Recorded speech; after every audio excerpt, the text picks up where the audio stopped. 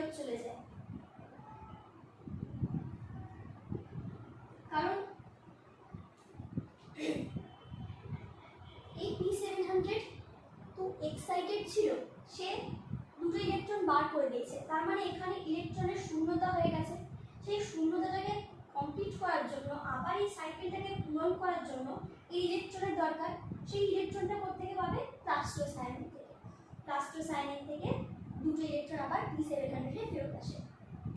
এইভাবেই ইলেকট্রনগুলি চক্রাকার পদ্ধতির মাধ্যমে আবার ক্লোরোফিলে যেহেতু ফিরে আসে, তাই জন্য এটিকে বলা হয় আবর্তকার ইলেকট্রন পরিবহন, অথবা আরেকটা নাম আছে, সেটার নাম হচ্ছে চক্রাকার ফটোফসফোরাইলেশন।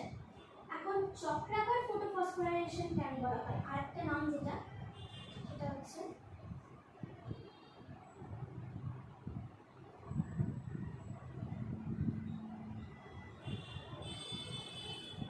চক্রাকার ফটোফসফোরাইলেশন। চক্রাকার ফটোফসফোরাইলেশন কেন বলা হচ্ছে? যেহেতু গোল গোল করে ঘুরছে, তাই জন্য চক্রাকার খুব ইজি জিনিস। ফটো অর্থাৎ সূর্যালোক লাগছে, সেই কারণে।